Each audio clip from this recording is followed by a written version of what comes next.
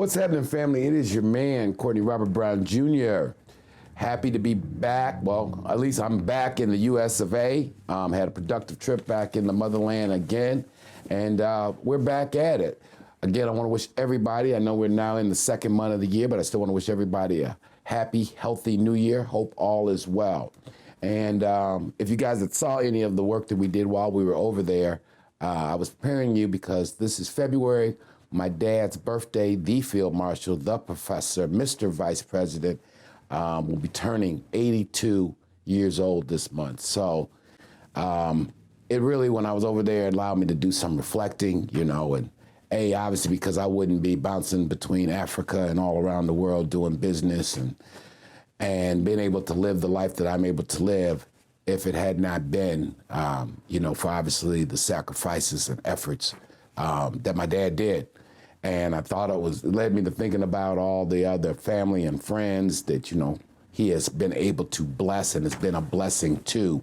And as we do this thing, you know, in Big Boss, and we talk about the this whole street thing and what guys have been able to do and living that lifestyle, you know, in my opinion, and it's obviously a prejudiced opinion, you know, there's no doubt that my father is in the Hustlers Hall of Fame, but if there was done like athletics, you know, he would be what they call a first ballot unanimous selection to the Hustlers Hall of Fame.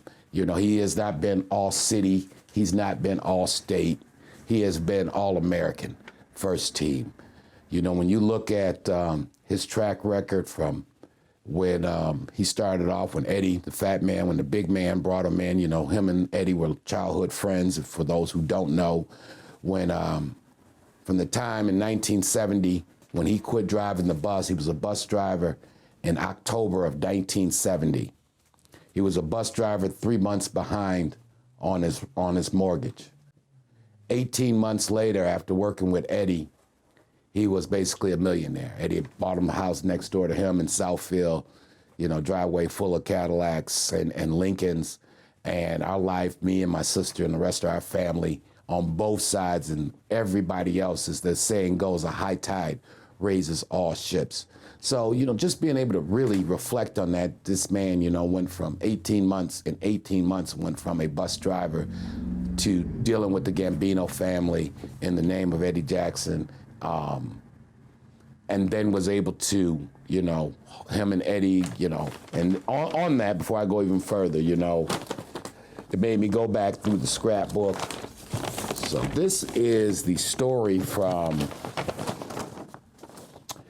April the 15th of 1973. The Detroit News spoke about the men who sell heroin. And they listed all of the supposed big fellas in the city, you know, and they got guys like, you got Pretty Ricky of the West Side 7, a guy by the name of James LeBlanc. Interesting guy, this guy LeBlanc was a lawyer. You got Arnold Wright, you got Lester Ramsey. And then they have a whole article. I was in the 3rd grade when this hit the newspaper, and this was kind of when the world and kind of knew who Courtney Brown was. This, you know, when this story hit. And it says, neighborly partners in real estate. Eddie Jackson, age 29. You know, they gave our actual address of where we lived at. Crazy, right, guys? And Courtney Brown, age 32. Eddie Jackson and Courtney Brown are next door neighbors in suburban Southfield.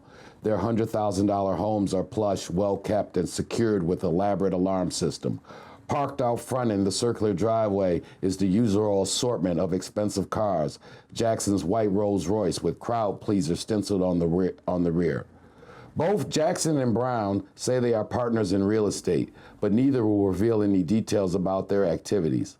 Federal authorities are more specific. They say the two men are the two principal narcotic suppliers in Detroit. Again, the men who sell heroin, the story that kind of told the world who and what Courtney Brown was.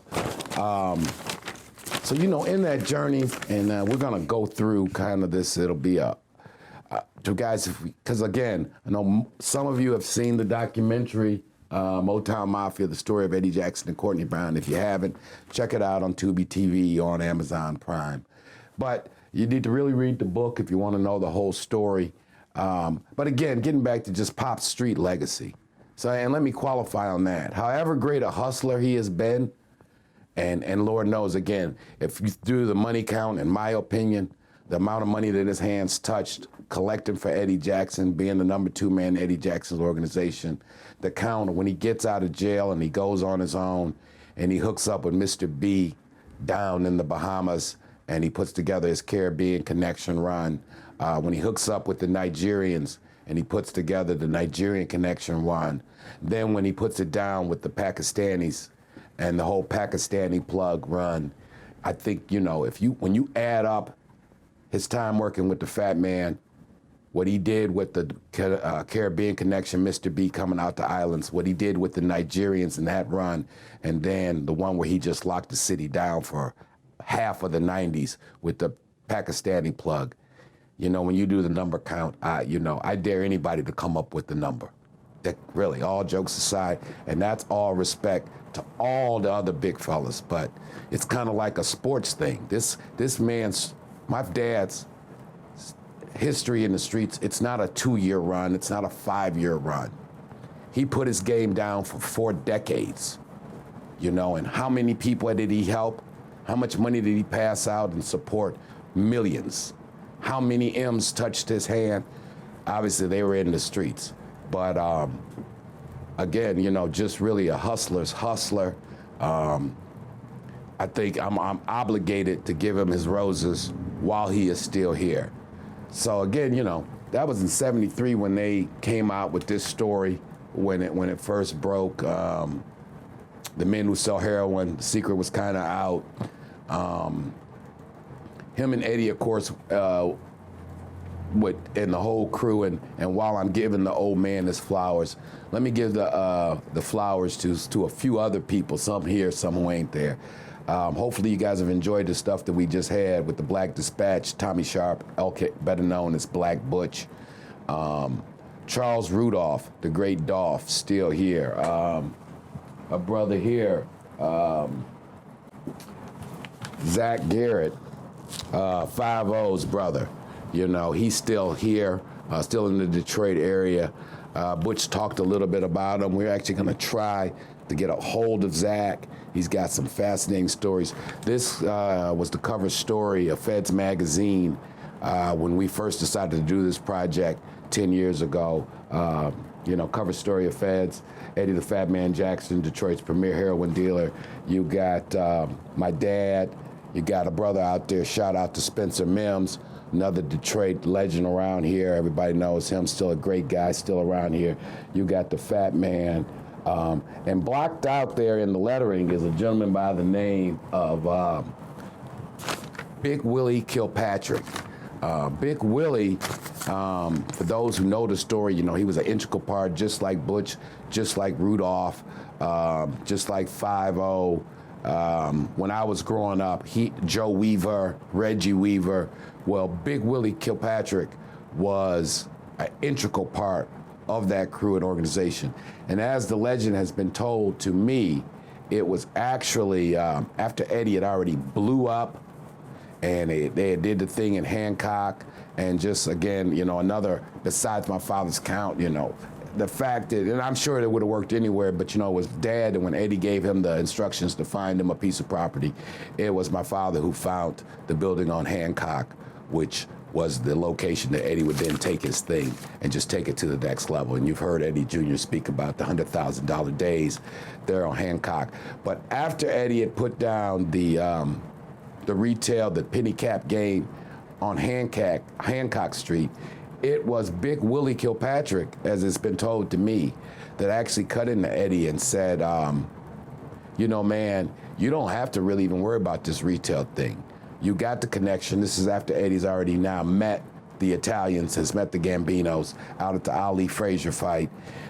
Big Willie sees the kind of bag and the quality that Eddie is now dealing in. And he planted the seed in Eddie's head that you can just sell weight. We don't even have to worry about, you know, the streets like that anymore. And Eddie pondered it, and that's when he was already on top of the food chain, but that was when he made the decision really to focus on wholesaling.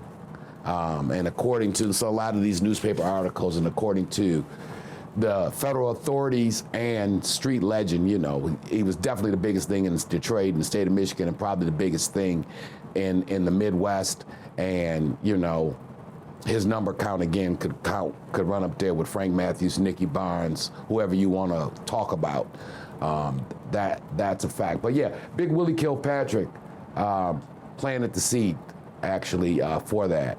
And as again, we giving out roses and celebrating this whole, you know, Pop's birthday and how it all came to be. If you read in the book, Motown Mafia, Memoirs of a Kingpin's Kid, there's an anecdote, a story in there about a regular junkie by the name of Box.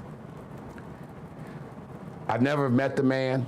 I've heard about him from Pops. I've heard about him from Jap. But again, as the legend goes, it was Jap. I mean, it was Box, bold, needing a blow, cut into Eddie, ask for a blow on credit. Eddie, you know, joked around with him a little bit. You don't never pay me back. Why should I do this? Box says, if you give me this blow, I'm gonna introduce you to somebody who can really help you. And the man that he introduced Eddie Jackson to was John Claxton. Of course, once Eddie gets the Claxton connection, that leads to him blowing up. That leads to him being in a position to then bring my old man in, you know, and if you read the book, we really obviously can go into all the details of how that played out from that Box conversation. But I often think about the fact that it was this, from what I've been told, just a regular guy who was using, a junkie for lack of a better word, with all respect. He set the dominoes in effect that are still falling today. You know, if Box doesn't introduce him to Claxton, I don't know, Eddie was a hustler's hustler, he probably would have figured it out anyway. But it was the Claxton connection then that led to the Italians, that led to the hell of a run. Oh, shoot. Sorry, guys. Let me turn that off. So yeah, excuse me about that, guys. This is real. We shoot live around here. And so I owe him. I never met the man, but he set a course of events in time that, you know, would lead to where my dad's career in this street thing, you know, really went to going. So we talked about the neighborly partners and real estate thing, you know, and again, is when the world again, right following up that legend or that story about the men who sell heroin, when they kind of told the whole world who Courtney Brown was, what he was doing with Eddie Jackson. They followed up the next week, because again, in 1973, what Courtney Brown was doing as far as his association with Eddie Jackson was the biggest news in Detroit. What do they say here? Detroit drug bosses identified, and it's a picture of our house, it's a picture of Eddie's house. We've got some great footage, you know, if you check out BigBossFilmworks.com on that. The newspaper is saying this is March 28th, 1973, again, when my dad really began, the secret got out. Everybody in the streets knew what he was doing, but this is when the public, when John Q. Public, when all our neighbors in Southfield and everybody kind of knew, hey, this guy Courtney Brown is in the middle of it. And they got here, Jackson's home at the right is the suburban home of 29-year-old Eddie Jackson. And at the left is his chief associate, 32-year-old Courtney Brown. Jackson is called the major heroin dealer of Detroit and has been convicted in Pennsylvania and now is awaiting trial. Of course, that is when him and 5-0 got popped, coming back from New York while on federal indictment, got popped driving my mom's Eldorado. Much to my mother's chagrin, in this article they go on to talk about that Eddie Jackson was driving Teresa Brown's car. But so that's how the secret and the legend of Courtney Brown and what he was doing working with Eddie really started to come out. So again, that was like the first phase of really started to come out. So again, that was like the first phase of that's when the nickname and all in those press stories, they talk about, you know, all the nicknames, Mr. Vice President, the Field Marshal, the Professor, the Teacher, all of that kind of thing. It would go on other stories they would write when they're talking like about Eddie in our house. The big man of dope lives posh life in Detroit suburbs. That also is from that Detroit News, March the 28th, 1973 story.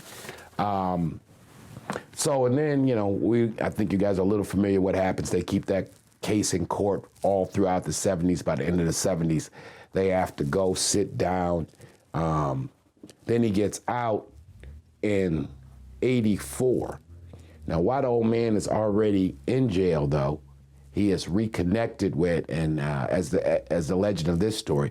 Again, you got to understand, when you've worked with Eddie Jackson, and Eddie's reputation and the thing that he had put down was so over the top, and everybody who was in the life had come to know who Eddie Jackson was and what his organization had accomplished.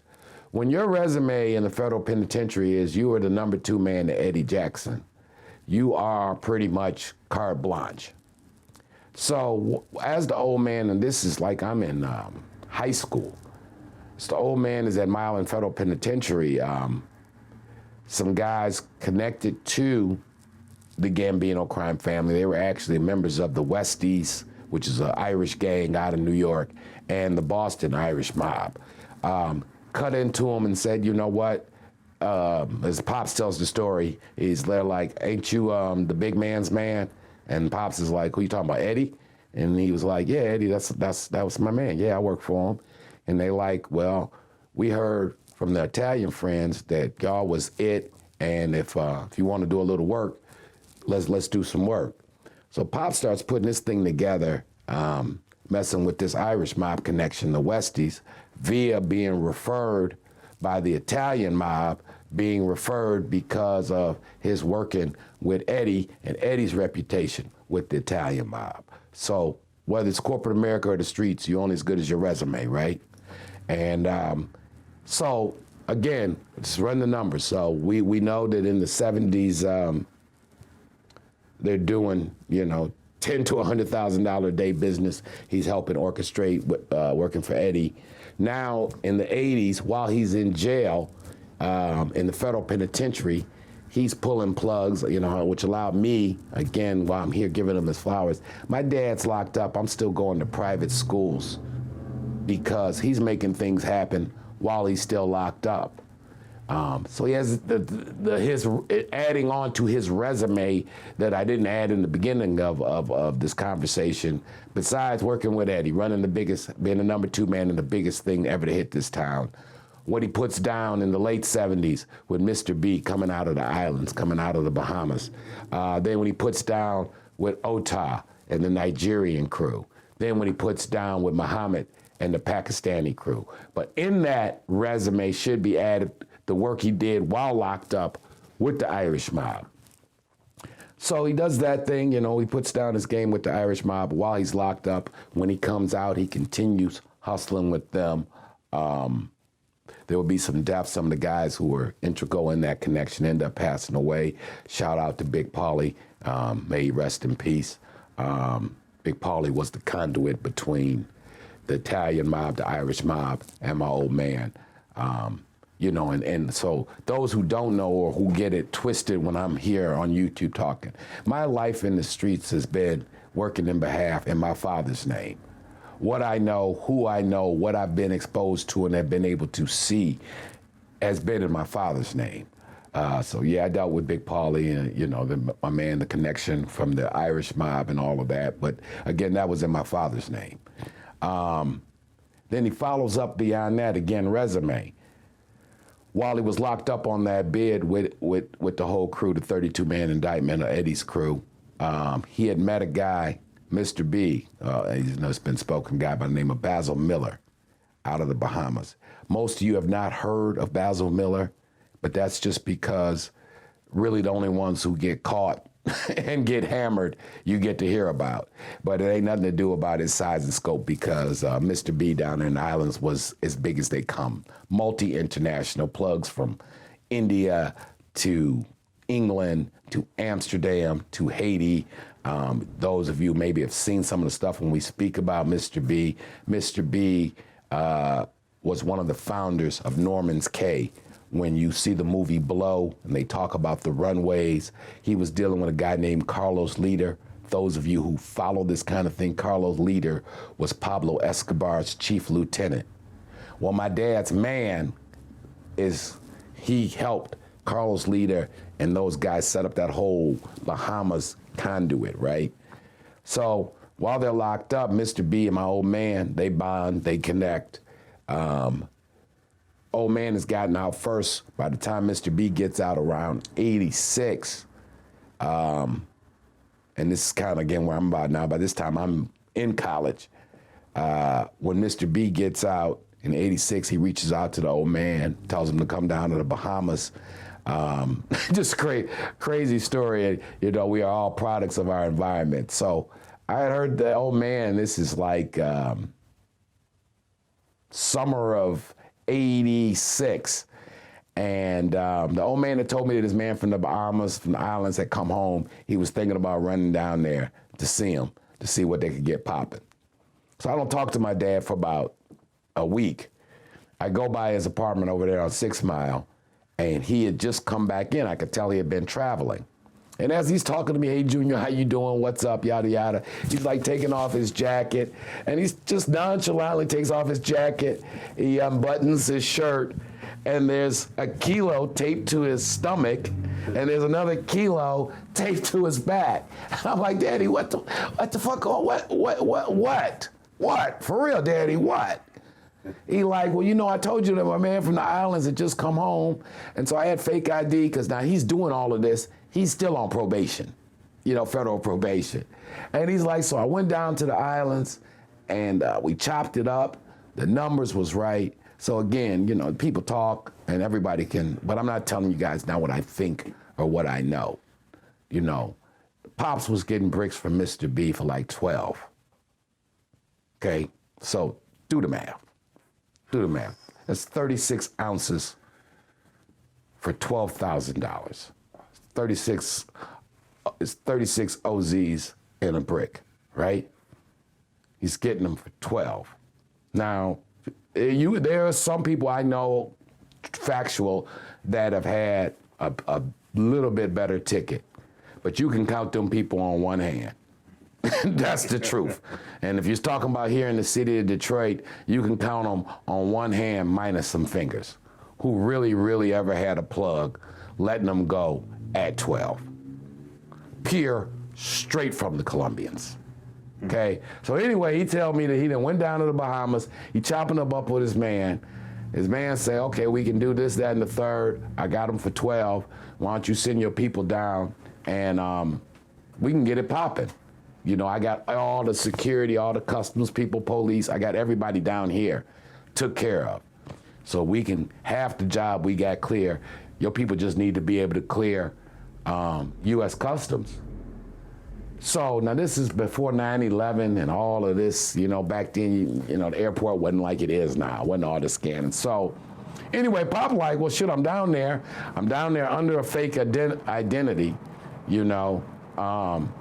And again, when you talk about real ones, you know, we talking about real ones. So he like, shit, I ain't got to wait to get back to Detroit to send some people down here to put in the work.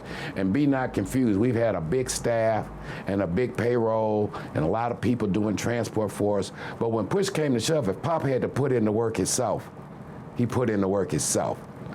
He taped them 2 bricks, 1 brick to the front, 1 brick to the back, had his fake ID, and flew the shit back his damn self.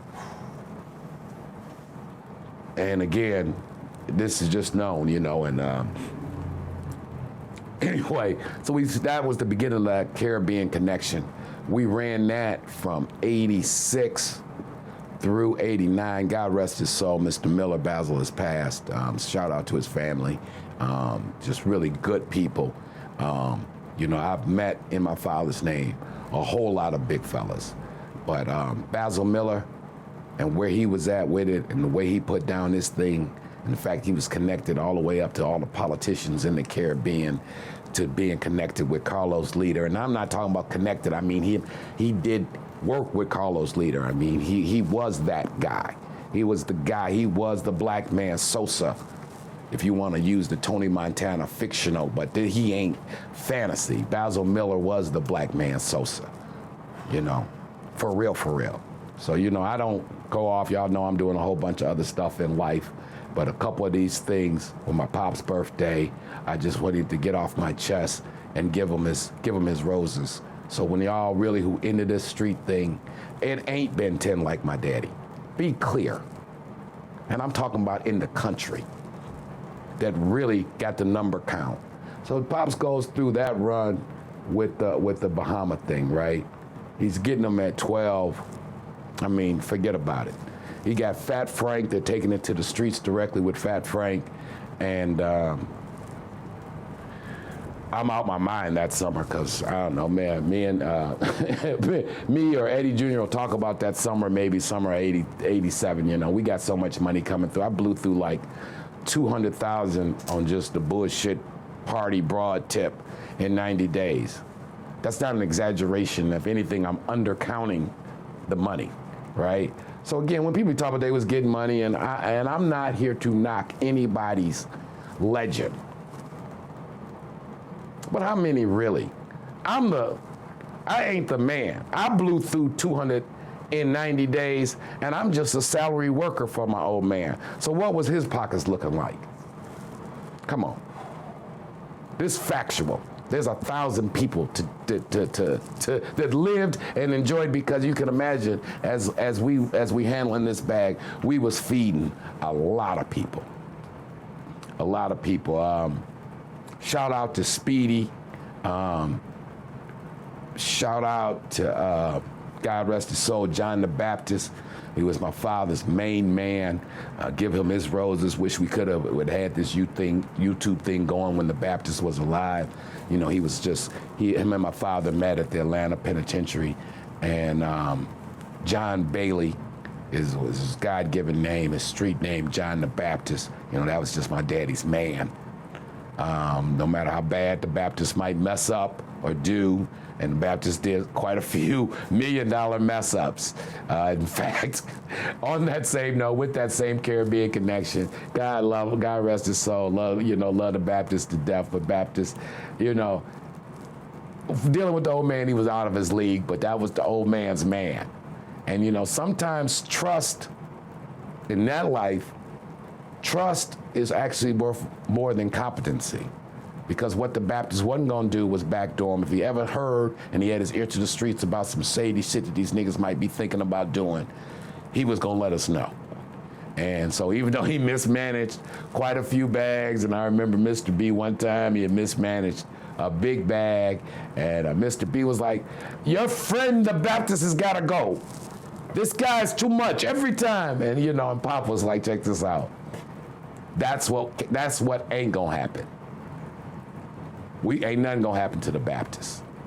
We'll make right with it. And I'm talking about when that's your man. So when your man mess up $1 million bag, and the plug is like, we not holding you responsible. We know who messed up the bag, and you step in and say, nah, that is my guy. If it's $1 million bag that need to be compensated for, I'll take care of that. But what ain't gonna happen is nothing happen to my man. And that's real. So shout out to John Baptist, the memory of John the Baptist, another Detroit legend for those areas, right there off of Longfellow, and his brother Wendell, and the whole Bailey family. So, so I just hope, guys are keeping count. So now we got Eddie in the 70s. We got the Irish Mob in the 80s while he's still locked up in federal penitentiary. Now he didn't come home. Now he's running with Mr. B, Basil Miller, out of the Bahamas. Carlos Leader and Escobar's plug, right? Then he gets violated, what shut down a lot of that Caribbean connection that run out of the Bahamas. And of course, those who read the book online, which is available, Motown Mafia, Big Man on Campus. A lot of that, what inspired me to write that book, and what the fictional character in that book, Corey Black, what he's talking about, we changed the name. So instead of, because it's a lot of people doing some big things in this world. that in my father's name I was dealing with. I didn't want to put them on blast. One day I'll get an opportunity to do a real memoirs of that part of my life, and I won't have to change the names and locations. But a lot of that is about when I was running down to the Bahamas. We changed the name. I think in the book, the character's going down to Brazil. Those of you who read the book will know the character that we changed Mr. B's name to, and we won't go. Obviously, I changed the names for a reason, so I'll leave that at that. But that's when I started going down. That's really when I came into again, you know. So I ain't never pretended to be that I was this hell of a street hustler. The thing is, my daddy is in the top 10, you know, ever to do it out there. So because of that, and in his name, me having to work for him, it allowed me to do business with people like Basil Miller or Big Paulie out the East Coast.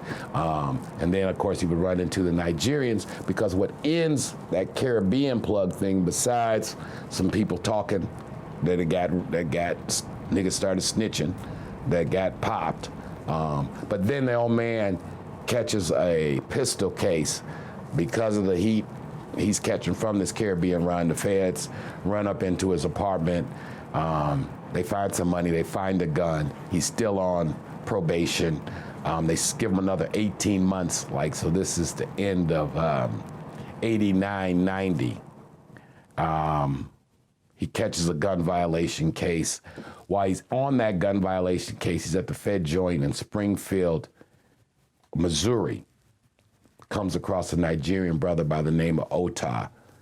Ota, again, the feds, everybody know everybody. The old man's reputation has now continued. Some people know him. Most people still know him for the thing he did working for Eddie, working for the big man back in the 70s. Even more now, I've gotten to know him from his plug with Big Paulie and the Irish mob.